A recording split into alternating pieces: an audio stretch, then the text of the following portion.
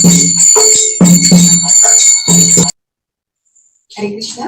अभी आप सबके सामने आचार्य वशिष्ठ प्रभु जी आज की एकादशी कथा सुनाने जा रहे हैं।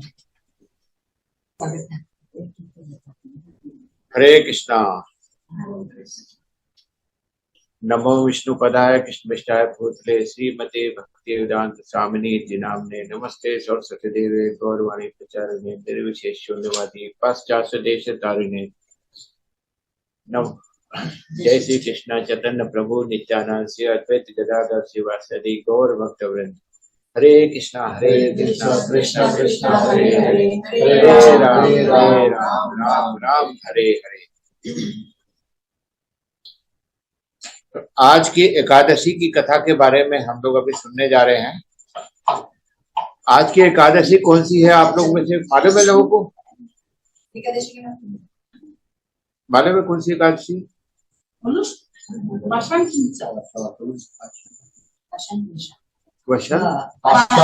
हाँ बराबर बोले आप।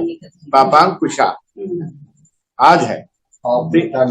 हाँ पाप मिटाने वाली, लेकिन कितने पाप निपटाती है और उसका क्या फल मिलता है वो अलग बात है। तो भगवान श्री कृष्ण बोलते हैं आश्विन के शुक्ल पक्ष में जो एकादशी होती है वो पापांकुशा नाम से विख्यात है। वह सब पापों को हरने वाली, स्वर्ग और मोक्ष प्रदान करने वाली, शरीर को निरोग बनाने वाली तथा सुंदर स्त्री, धन तथा मित्र देने वाली।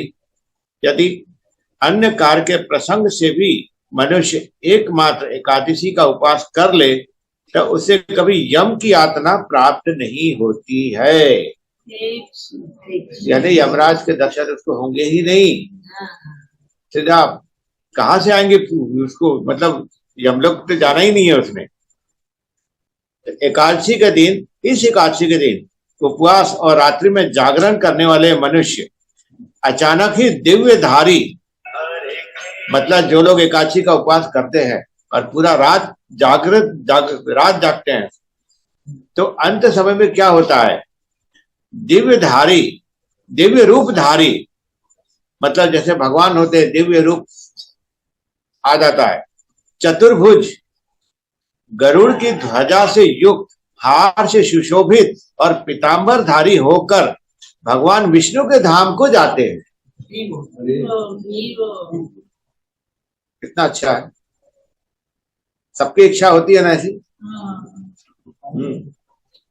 फिर बोलते हैं ऐसे पुरुष मात्र पक्ष की 10, ध्यान से सुनिए, मात्र पक्ष की 10, पितृ पक्ष की 10 और पत्नी पक्ष की 10 पीढ़ियों का उद्धार कर देते हैं।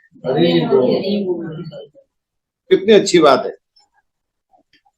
जितेंद्रिय मनु चिरकाल तक कठोर तपस्या करके जिस फल को प्राप्त करता है वह फल उस दिन भगवान गरुड़ ध्वज को प्रणाम करने मात्र से ही मिल जाता है। लेकिन गरुड़ ध्वज भगवान कब मिलेंगे? जो आज की एकादशी करेगा उसी को प्राप्त होंगे। जो पुरुष स्वर्ण, तिल, भूमि, जौ, अन्न, जल, जूते और छाते का दान करता है वह कभी यमराज को नहीं देखता है। कहाँ दान करना है? किससे दान करना है? दान कहाँ पर करना है? कुछ दान किसी को भी कर सकते हैं ना, किसी को भी दान कर सकते हैं, लेकिन दान करना है। कोई अच्छा पैसे वाला है तो सोना दान कर देगा, कोई तिल दान कर देगा, जौ दान कर देगा। जिसके पास कुछ है ही नहीं तो पानी तो दान कर सकता है, जल, छतरी भी दान कर सकता है।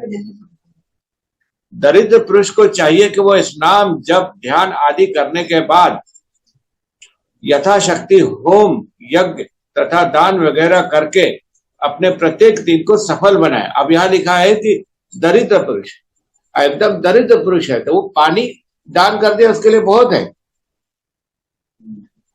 होम, स्नान, जप, ध्यान और यज्ञ आदि पुण्य कर्म करने वाले होते हैं।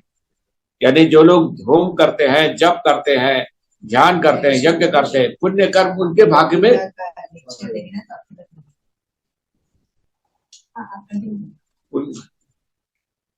वो पुण्य कर्म करने वाले हैं। अब थोड़ा सा आगे और ध्यान से सुनिए, उन्हें भयंकर यम यातना नहीं देखनी पड़ती। ऐसे लोगों को लोक में जो मानो दीर्घायु, लोक मतलब अपने आप, हाँ, मृत्यु लोक में जो लोग दीर्घायु है, धनाढ्य है, कुलीन है और निरोग है, ऐसे लोग हैं ना अपने यहाँ, और वे पहले पुण्य आत्मा है, वे पहले के पुण्य आत्मा है। हाँ। मतलब पिछले जन्म के या उसके पहले जन्म के वो पुण्य आत्मा है, जिन्होंने हाँ, तो उन्होंने कर्म किए थे, या ये आज के एकादशी भी किए थे, या इसमें कुछ दान भी दिए थे, तो वे लोग अभी इस मतलब ऐसे हैं कि धनाढ्य है, कुलीन है और निरोग है, कोई है नहीं। ऐसे लोग अपने मृत्यु लोक में बहुत सारे हैं, कुछ लोग हैं ऐसे। इस विषय में अधिक कहने से क्या लाभ, मनुष्य पाप से दुर्गति में पड़ते हैं। हम लोग जितना पाप करेंगे उतने ही हम लोग दुर्गति में पड़ेंगे ना। अगर पाप से छुटकारा पाइए तो सबसे अच्छा है आज के एकादशी कर लीजिए, बहुत सारे पापों से छुटकारा मिल जाएगा। दुर्गति में पड़ते हैं और धर्म से स्वर्ग में जाते हैं, और धर्म से स्वर्ग में। हमको कहाँ जाना, स्वर्ग जाना है कि धाम में जाना है?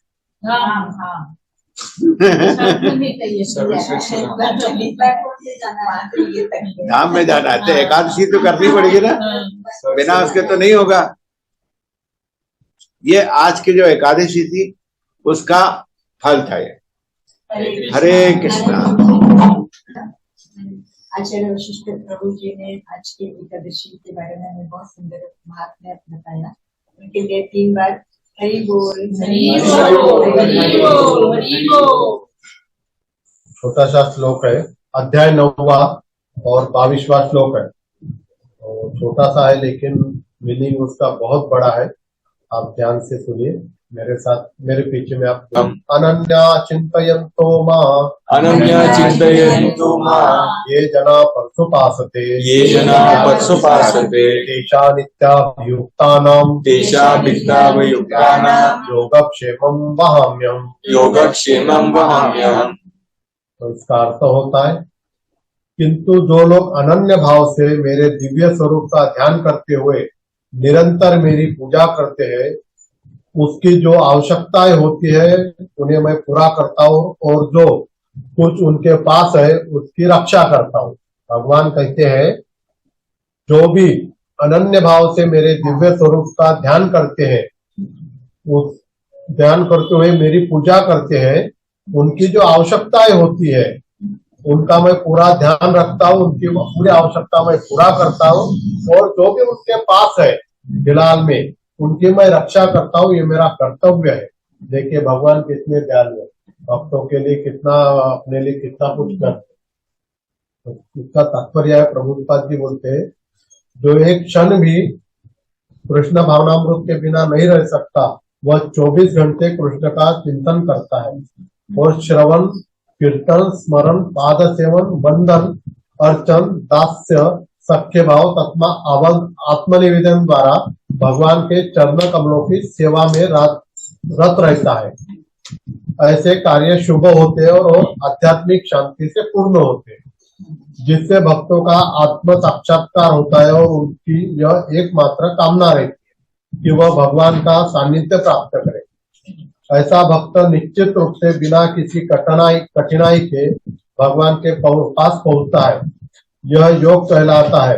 ऐसा भक्त भगवत कृपा से इस संसार में पुनः नहीं आता। मोक्ष का अर्थ है भगवान के द्वारा कृपामय संरक्षण।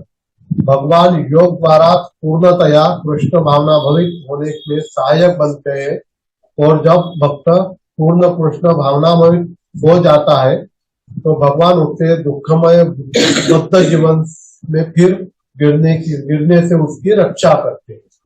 तो अपने को क्या करना है, हर वक्त, हर क्षण, हर दिन भगवान का नामस्मरण करते रहे। ऐसा नहीं कि एकादशी है तो आज यहाँ आना है या फिर 16 माला जप कर लेके फिर भूल जाना है, ऐसा नहीं। जिस क्षण हो जैसे भी हो सिर्फ भगवान का नामस्मरण करते। तब भगवान किस रूप में आके दर्शन दे, किस रूप में लेके जाए, कोई भरोसा नहीं। इसलिए भगवान का निरंतर नामस्मरण करना है ताकि भगवान की कृपा हमेशा अपने में बनी रहे और उनका सानिध्य हमें हमेशा प्राप्त होता। हरे कृष्ण। हरे कृष्णा।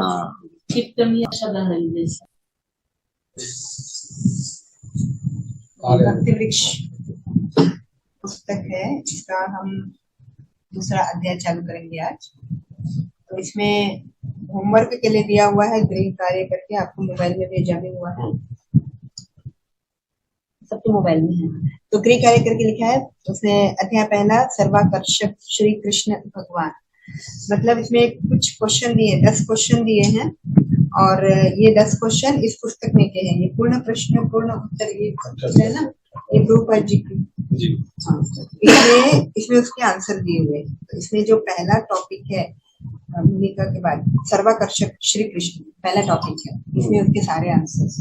तो आज अब दिया है तो हमें इसके आंसर पहले पता करना पड़ेगा, बाद में हम आगे बढ़ेंगे, है ना। तो पहला इसमें क्वेश्चन है, सर्वाकर्षक श्री कृष्ण भगवान।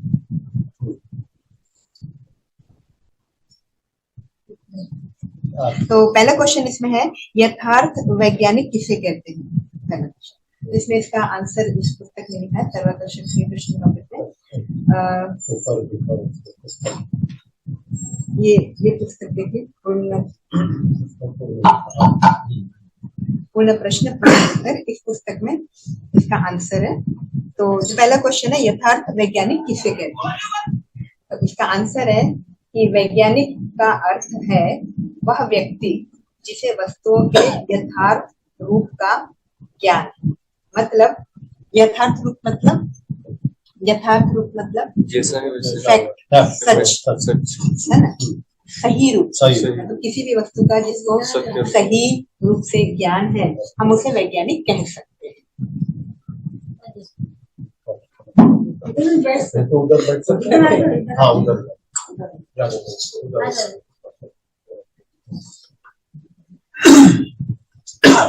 ठीक है। तो वैज्ञानिक का अर्थ क्या है? यदि किसी भी कोई भी वस्तु है उसका सच मतलब सही रूप में ज्ञान होना चाहिए। कुछ भी वस्तु, जैसे कॉपी है, पेन है, पेंसिल है, पानी है, बम है, जो कुछ भी हमारे सामने जो भी वस्तु है तो कैसे बनी क्या है, उसका सही रूप में ज्ञान अगर है तो उसको हम क्या बोलते हैं? वैज्ञानिक बोल सकते हैं। अब यहाँ पर एक क्वेश्चन और है, मतलब क्वेश्चन नहीं, मतलब उसी को हम एक्सपेंड कर सकते हैं कि ठीक है, आप वैज्ञानिक का यहाँ पर क्या मतलब है? किसी भी वस्तु का ज्ञान होना चाहिए, मतलब क्या? ये हम कृष्ण भावनामृत में इस बात का क्या अर्थ है कि वैज्ञानिक से क्या मतलब है? तो यहाँ पर कृष्ण को महानतम वैज्ञानिक कहा गया है। कृष्ण सबसे ज्यादा महानतम वैज्ञानिक है। क्यों कृष्ण महानतम वैज्ञानिक है? क्योंकि कृष्ण को प्रत्येक वस्तु का ज्ञान है, मतलब कृष्ण को हर चीज पता है, आदि मध्य अंत। कृष्ण को सब कुछ पता है, जो हो चुका है, जो हो रहा है, जो होने वाला है, सब कुछ पता है। और उसके बाद हर वस्तु के बारे में उनको सारा कुछ जानकारी है, इसलिए कृष्ण को महानतम वैज्ञानिक कहा गया। वो सर्वज्ञ है, सब कुछ जानते हैं। ये पहला क्वेश्चन। दूसरा, भगवान का नाम श्री कृष्ण क्यों है? अभी सोचिए, भगवान का नाम श्री कृष्ण क्यों? हाँ, बोल रहे हैं आप। All attractive. कृष्ण का अर्थ होता है सर्वाकर्षक, मतलब सबको आकर्षित करने वाले, इसलिए उनको कृष्ण कहा जाता है। कृष्ण का नाम ही है ये। तो ये दूसरा क्वेश्चन हो गया, आसान था। तीसरा, भगवान की दुष्टता ही क्यों उत्तम है?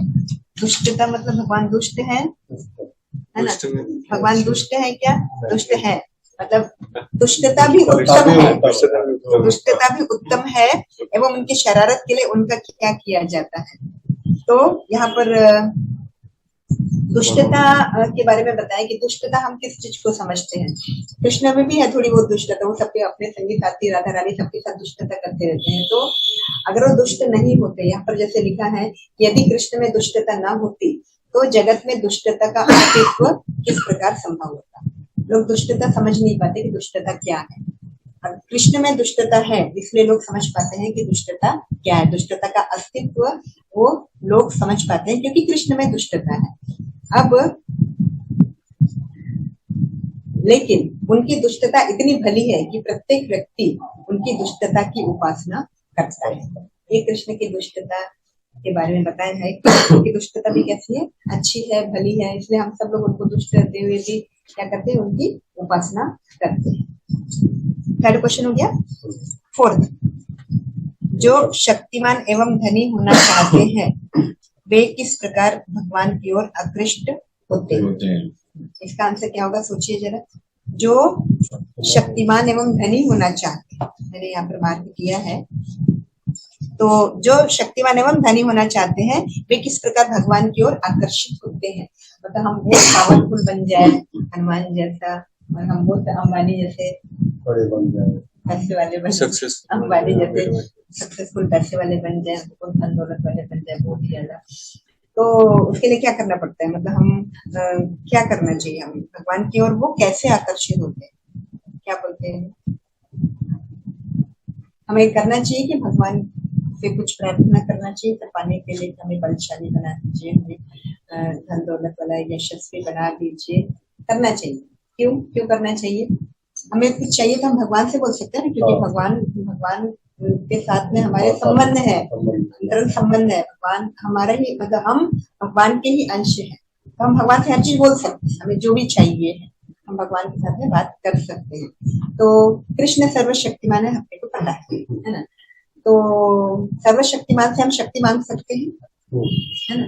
जो शक्तिमान है हम उसे थोड़ी सी शक्ति मांग सकते हैं कि हाँ हमें थोड़ा बहुत पावरफुल बना दीजिए। और हमें थोड़ा धन दौलत चाहिए, हमें यशस्वी होना चाहिए, तो सबसे ज्यादा यशस्वी कौन है? कृष्ण है।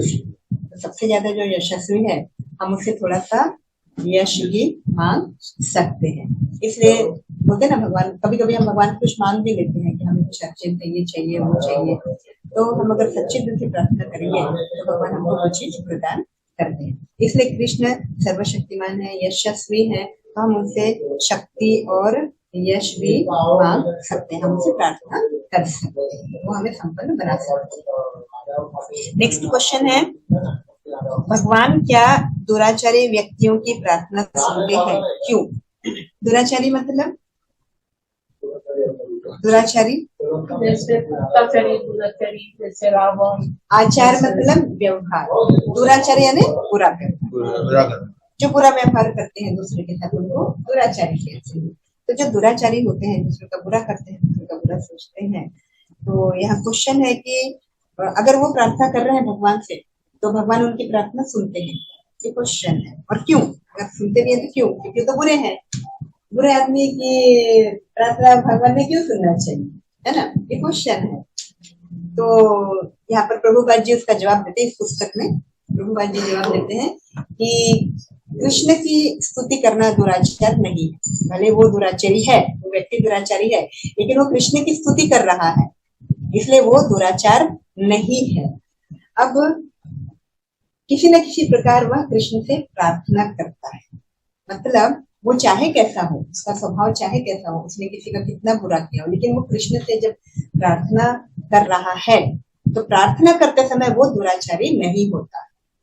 जब वो प्रार्थना कर रहा है कृष्ण से, उस वक्त वो दुराचारी नहीं होता है, इसलिए कृष्ण की स्तुति करना कोई भी दुराचार नहीं है।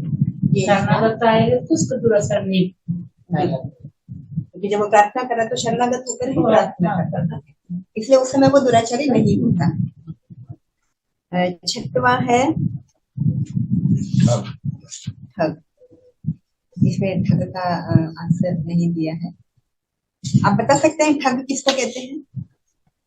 करते हैं ठग, हाँ, ठग माने दूसरों को धोखा देने वाला, हाँ। जो दूसरों को धोखा देता है उसे हम ठग कहते हैं। यहाँ पर उसका आंसर सब चोरी करते हैं ना, हाँ हाँ, धोखा करते हैं। उसका नेक्स्ट क्वेश्चन है, हमारे किसी घटना को अलौकिक बोलने का क्या कारण है? अलौकिक कार्य किन के लिए? अलौकिक मतलब जो लौकिक नहीं है, लौकिक मतलब मटेरियल, जो भौतिक जगत में हम लोग जो कार्य देखते हैं वो लौकिक हो जाता है, लेकिन अलौकिक मतलब हमारी पहुंच से बाहर, हमारी सोच से बाहर, हमारी कल्पना से बाहर, वो होता है अलौकिक। तो अलौकिक का मतलब ये है जो मटेरियल नहीं है, जो भौतिक नहीं है, जो हमारी सोच से बाहर है, हम उसकी कल्पना भी नहीं कर सकते। तो अलौकिक कार्य किन के लिए है? किन के लिए है? कौन करते हैं अलौकिक कार्य? भगवान। कृष्ण, भगवान का है ना, कृष्ण ही करते हैं अलौकिक कार्य। तो अलौकिक कार्य कृष्ण के लिए। अभी नेक्स्ट क्वेश्चन है 8वां। वैज्ञानिक किस प्रकार जनता को गलत शिक्षा प्रदान कर रहे हैं? बता सकते हैं किस प्रकार वो गलत शिक्षा प्रदान कर रहे हैं? वैज्ञानिक, साइंटिस्ट, पूरा ज्ञान ना बता। हाँ, साइंटिस्ट के पास पूरा ज्ञान नहीं होता है ना। साइंटिस्ट तो भगवान को मानते ही नहीं है ना। रिसर्च होता है उसी के आधार पे वो बोलते हैं, बस उतना ही। बस वो अपनी रिसर्च के आधार पर बोलते रहते हैं, लेकिन बिल्कुल उनको जो दिखाई देता है वो उसी के बारे में बात कर सकते हैं। वो उस पर क्या है उनको कुछ नहीं पता है, क्योंकि आंखें तो दिव्य नहीं है। साइंटिस्ट तो खाली रिसर्च के आधार पर जो भी बोलते हैं, उनकी आंखें तो दिव्य नहीं होती है। तो इसलिए वो सब बातें नहीं जानते हैं जो कि स्पिरिचुअल पॉइंट ऑफ व्यू से समझाई जाती है, क्योंकि वो भगवान को मानते ही नहीं है। इसलिए साइंटिस्ट यहाँ पर क्या करते हैं, जनता को गलत शिक्षा कैसे प्रदान करें। यहाँ पर प्रभुपाद जी बताते हैं कि वे मतलब साइंटिस्ट अपूर्ण रूप से शिक्षा दे रहे हैं। जो भी शिक्षा दे रहे हैं वो अपूर्ण रूप से दे रहे हैं। जैसे चंद्रमा के बारे में वो इतना प्रचार कर रहे हैं, तो चंद्रमा के बारे में वो सब कुछ जानते हैं साइंटिस्ट। चंद्रमा के बारे में कुछ भी नहीं जानते हैं। जो हमको पता है, जब हम कृष्ण भावनामृत में आए हैं तो हमें कितना पता है चंद्रमा के बारे में, चंद्रमा क्या है। लेकिन वो साइंटिस्ट क्या जानते हैं, चंद्रमा सिर्फ क्या है, एक ग्रह, वो सिर्फ इतना ही जानते हैं, है ना। वहां पर ये है, वहां पर ऑक्सीजन की कमी है, वहां पर वजन इतना कम हो जाता है। हाँ, कितना वजन कम हो जाता है चंद्रमा पे जाने पे? कुछ वजन कम हो जाता है ना। हाँ, कम हो जाता है। तो वो साइंटिस्ट बस उतना ही जानते हैं, लेकिन उसके अलावा चंद्रमा को हम लोग जिस रूप में पूजते हैं ये उनको नहीं पता है कि चंद्रमा भगवान के नेत्र हैं, ये नहीं जानते। वो अपूर्ण ज्ञान है। तो अपूर्ण ज्ञान के आधार पर वो क्या कर रहे हैं, गलत शिक्षा प्रदान कर रहे हैं। ये इसका आंसर है, क्योंकि उनके पास अपूर्ण जानकारी है। 9वां, शक्ति एवं शक्तिमान में भेद एवं अभेद है, 2 उदाहरण से समझाइए। शक्ति और शक्तिमान मतलब अपन कृष्ण से संबंधित कैसे बोल सकते हैं? शक्तिमान कृष्ण है, शक्तिमान कृष्ण है और शक्ति राधा रानी है ना। शक्ति राधा रानी है, शक्तिमान कृष्ण है।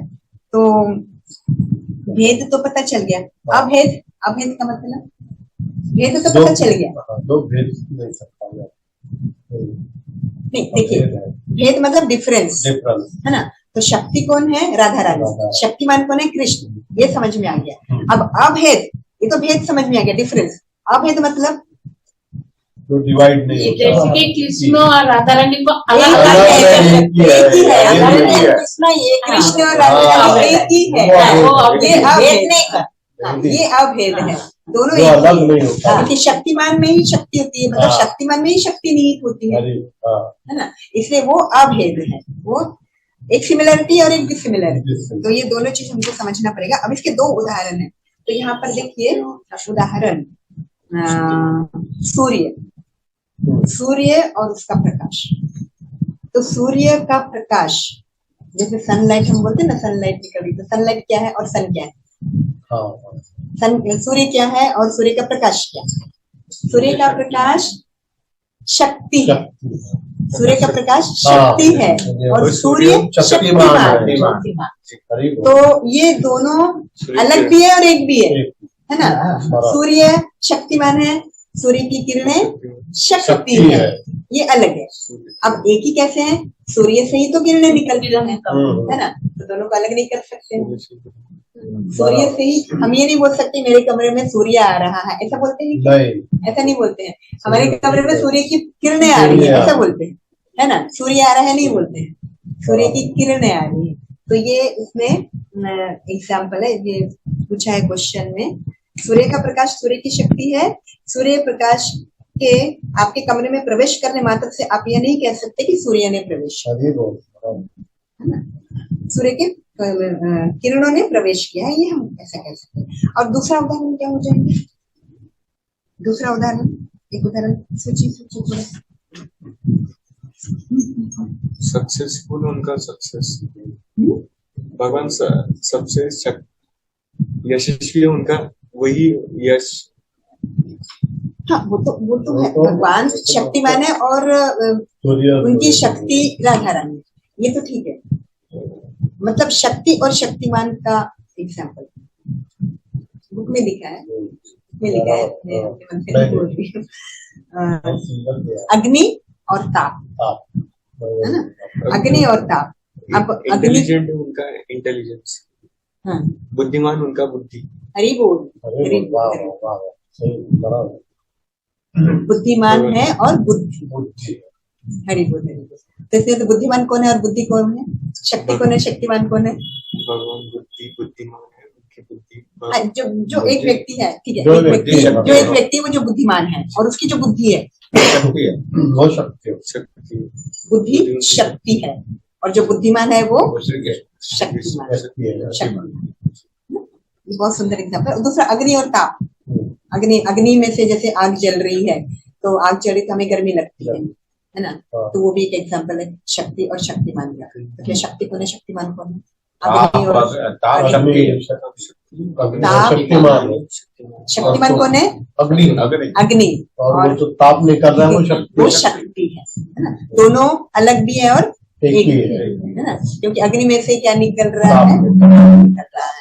ये इसके दो एग्जाम्पल है। बड़ा अच्छा किया हुआ है, बहुत सुंदर। हाँ, अभी 10वां लास्ट क्वेश्चन है। श्री कृष्ण का विग्रह श्री कृष्ण से किस तरह से अभिन्न है? अभिन्न मतलब, भिन्न मतलब अलग, अभिन्न मतलब सेम, अभिन्न मतलब सेम। तो विग्रह और श्री कृष्ण वो एक कैसे हैं, एक ही कैसे, अलग अलग क्यों नहीं? अभी जैसे अपने पास में विग्रह है, भगवान के विग्रह हैं, तो हम उनको क्या बोल सकते हैं? भगवान है, भगवान है हमारे घर में, हम ऐसा बोल सकते हैं। हम ये नहीं बोल सकते भगवान के विग्रह है, भगवान है। ऐसा ही क्वेश्चन है कि हम उनको एक ही कैसे बोले? श्री कृष्ण का विग्रह श्री कृष्ण से किस तरह से अभिन्न है, मतलब वो श्री कृष्ण और श्री कृष्ण का विग्रह दोनों एक ही है, ये हम कैसे बता सकते? कैसे बता सकते? अभिन्न मतलब अलग, अभिन्न मतलब एक है, एक, हाँ, एक कैसे बता सकते हैं? श्री कृष्ण का जो विग्रह है, हाँ, उसी को हम विग्रह सोच के उसको सेवा नहीं करते। श्री कृष्ण भगवान साक्षात मेरे साथ है, सामने है, ये सोच के हम जैसे सेवा करते हैं, इसलिए वो अलग है जी। और एक इसका दूसरा रीजन भी है कि इस पूरे ब्रह्मांड में जितनी भी वस्तुएं हैं सब किसने बनाया है? विष्णु। तो जो विग्रह बनते हैं वो किससे बनते हैं? मिट्टी से बनते हैं, मेटल से बनते हैं, बराबर है? मिट्टी से बनते हैं, मेटल से बनते हैं, और किससे बनते हैं? लकड़ी से बनते हैं, जगन्नाथ। तो ये सारी चीजें जब कृष्ण ने ही बनाई है और इन्हीं सब चीजों के विग्रह बने हैं, तो हम कैसे कह सकते हैं कि ये अलग है? अलग तो बोल नहीं सकते। तो ये है कि ये जो भी विग्रह है किसके हैं? ये सब कृष्ण ही है, कृष्ण विग्रह कृष्ण ही है। इनको हम अलग बोल ही नहीं सकता। आंसर सब कुछ भगवान का ही है, सब कुछ भगवान का है। जब चैतन्य चरितामृत मध्य लीला 22:105, चूंकि सारे जीव भगवान के अंश है, इसलिए उनमें पहले ही भक्ति सुप्तावस्था में वर्तमान रहती है। भक्ति का शुभारंभ श्रवण कीर्तन से होता है। जब मनुष्य सोता रहता है तो उसे ध्वनि द्वारा जगाया जाता सकता है। इसकी हर बद्ध जीव को शुद्ध वैष्णव के मुख से हरे कृष्ण महामंत्र उच्चारित होते सुनने का अवसर दिया जाना चाहिए। जो व्यक्ति इस तरह हरे कृष्ण मंत्र को ध्वनित होते सुनता है, उसके कृष्ण चेतना का ज्ञान हो जाता है। इस तरह धीरे धीरे उसका मन निर्मल हो जाता है जैसा कि चैतन्य महाप्रभु ने कहा है, चेतो दर्पण मार्जनम, मन के शुद्ध हो जाने पर इंद्रियों भी शुद्ध हो जाती है। इस तरह से जागृत भक्त इन इंद्रियों का उपयोग इंद्रिय तृप्ति के लिए न करते उसे भगवान की प्रेम भक्ति में लगाता है। यह विधि है जिससे सुप्त कृष्ण प्रेम को जागृत किया जा सकता है। चर्चा का विषय, भगवान ने जीव सृष्टि क्यों की? भगवान ने जीव सृष्टि क्यों की? इस तरह के अच्छा और खराब दोनों प्रकार के कर्म के लिए श्री कृष्ण जिम्मेदार है क्यों? जो व्यक्ति भगवान के बारे में सदा चिंतन करता है, वो चैतन्य महाप्रभु ने कहा गया है, जैसे मन को शुद्ध करता है, अपनी इंद्रियों को शुद्ध कर पाता है और भगवान के प्रेम में रस को आस्वादन कर कर वो अपने जीवन को सफल बनाता है, जागृत करता है कृष्ण प्रेम द्वारा। मोरल यही है था कि मतलब हरे कृष्ण महामंत्र सुनने से हम हरे कृष्ण महामंत्र सुनते हैं ना, उससे धीरे धीरे शुद्ध भक्तों के मुख से अगर सुने तो शुद्ध भक्त को उठा लेते और हरे कृष्ण मंत्र हम सुन रहे हैं तो हमारी जो चेतना है, हमारा जो मन है, वो क्या करता है, निर्मल शुद्ध होता है। इस तरह का और इंद्रियों को कंट्रोल करना चाहिए, उनकी तृप्ति नहीं करना, मतलब उनकी तृप्ति के लिए कार्य नहीं करना चाहिए और अपनी खुद की इंद्रियों की तृप्ति के लिए कार्य नहीं करना चाहिए, भगवान की चेतन दर्पण दर्पण मार्जनम। चर्चा का विषय, भगवान ने जीव सृष्टि क्यों की? इस जगत के अच्छा और खराब दोनों प्रकार के कर्म के लिए श्री कृष्ण जिम्मेदार है क्या? कोई पूछ सकता है, श्री नारायण ने हम लोगों को क्यों बनाया? हम श्री नारायण के अंश क्यों है? एको बहु श्याम, श्री नारायण अनेक रूपों में क्यों हो गए हैं? श्री नारायण ने हमारी सृष्टि आनंद भोग के लिए की है। आनंदमय अध्यास 7, उन्होंने हमारी उसी प्रकार की सृष्टि की है जैसे एक सज्जन व्यक्ति स्वीकार करता है। यदि कोई पति ग्रहण करता है, वह संतान उत्पन्न करेगा। पुरुष अपनी पत्नी एवं संतान के भरण पोषण का उत्तरदायित्व अपने पर लेता है, क्योंकि वह सोचता है कि उन लोगों के द्वारा वह जीवन का आनंद भोगेगा। प्राकृत जगत में हम देखते हैं कि सायंकाल मनुष्य अपनी पत्नी, संतान एवं मित्रों के साथ जीवन का आनंद लेता है, इसलिए वह अनेक उत्तरदायित्व ग्रहण करता है। इसे आनंद माना गया है, परंतु यह प्राकृत जगत में प्रकट होता है, इसी कारण आनंद निरानंद में परिवर्तित हो जाता है। पर इस आनंद का आस्वादन हम तभी कर सकते हैं जब हम अपने परम पिता श्री कृष्ण के साथ रहते हैं। परम पिता श्री कृष्ण ने हम लोगों की सृष्टि अपने आनंद भोग के लिए की है, दुख उत्पन्न करने के लिए नहीं। जैसे कोई व्यक्ति अपने मित्रों के साथ, अपने परिवार के साथ रहकर आनंद भोगना चाहता है, लेकिन वो संभव नहीं है। भगवान कहते हैं कि मेरी भक्ति करके अगर वही चीजें सब की जाए मेरी भक्ति के साथ, तभी वो व्यक्ति को आनंद दे सकेगी। अगर बिना भक्ति के कोई अगर सोचेगा कि मैं अपनी पत्नी के साथ, अपने बच्चों के साथ या किसी अपने मित्र के साथ रहकर आनंद भोगना चाहता हूँ, तो वो संभव नहीं है। लास्ट में मिल गया ना, परम पिता श्री कृष्ण ने हम लोगों की सृष्टि अपने आनंद भोग के लिए की है, दुख उत्पन्न करने के लिए। हम लोग दुख भोग रहे हैं ना, हम लोग माया जाल में फंसे में, हमें लगता है कि हम बहुत खुश है, लेकिन ऐसा नहीं है, वो दुख है, दुखों का घर है।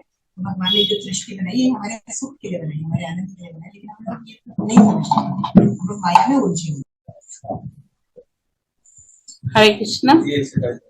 हम यहाँ भी नहीं कह सकते कि आनंद का आस्वादन करने के लिए हमें श्री कृष्ण में विलीन होना पड़ेगा। प्रकृति जगत में हमारे पिता हमको जन्म देते हैं और हम उनकी अलग एक भिन्न व्यक्ति हैं। यदि हम दुख भोग रहे हैं तो क्या हम कहते हैं कि प्रिय पिताजी, मैं दुख भोग रहा हूँ, क्या आप मुझको पुनः अपने में विलीन करने के एक बनाकर मेरे सहायता करेंगे? क्या यहाँ एक बहुत ही सुंदर प्रस्ताव है। पिता कहते हैं, मैंने तुमको तुम्हारा आनंद भोग के लिए अलग उत्पन्न किया है। तुम एक भिन्न व्यक्ति रहे, मैं एक भिन्न व्यक्ति हूँ,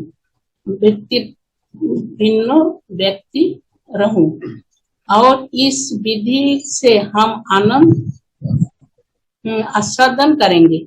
इस समय तुम मुझसे एक होने का योजना कर रहे हो, यहाँ क्या मूर्खता है। बताइए अभी क्या मतलब इसमें आपको समझना है। हम यहाँ भी कह सकते हैं कि आनंद का आस्वादन करने के लिए हम श्री कृष्ण में विलीन होना पड़ेगा। तो जो समझदार व्यक्ति होते हैं, जैसे कि माता पिता हमको जन्म देते हैं, उसमें हमको आनंद मिलता है जो अपने संसार का भोग में। तो भगवान श्री कृष्ण कहते हैं कि अगर मेरे शरणागत होके तुम उसकी भजन करके अपना आनंद भोग कर सकते हैं, तो अपने मेरे साथ तुम मिलिन मतलब जुड़ सकते हैं। और तुम पिताजी के साथ तुमको कभी भी उन्होंने अपने साथ जोड़ नहीं पाएंगे। तो वो एक अलग व्यक्ति है, तुम एक अलग। हरी बोल।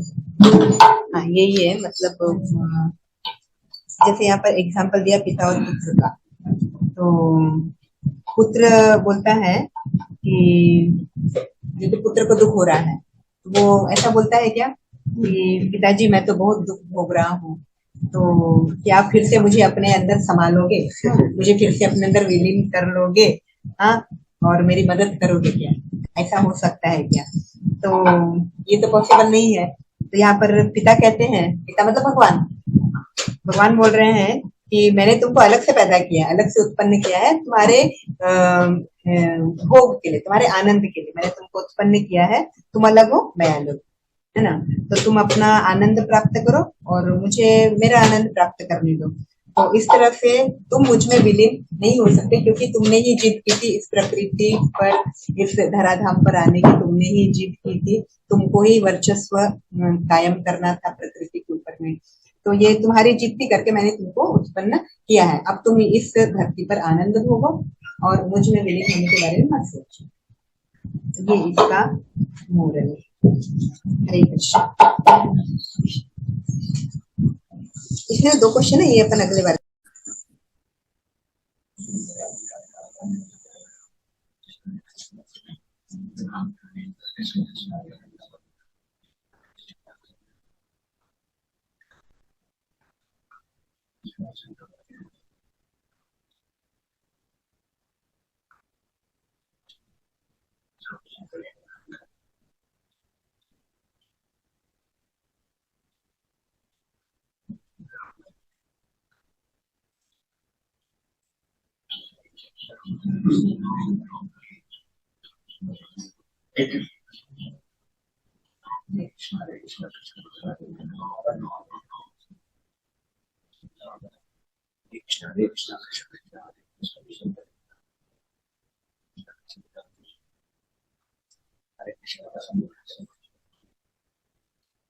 नमस्ते नरसिंहाय,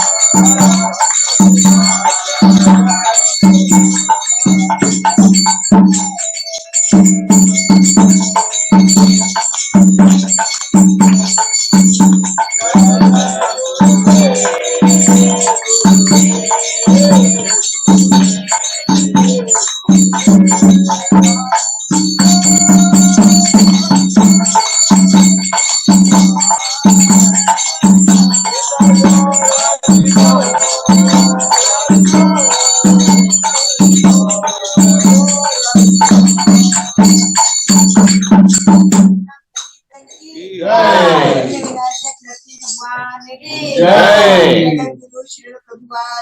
जय। हरि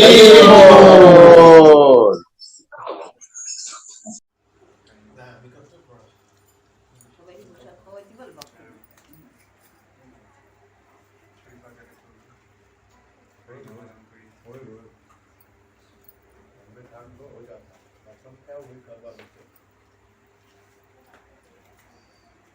एक दोन चार वर जाऊ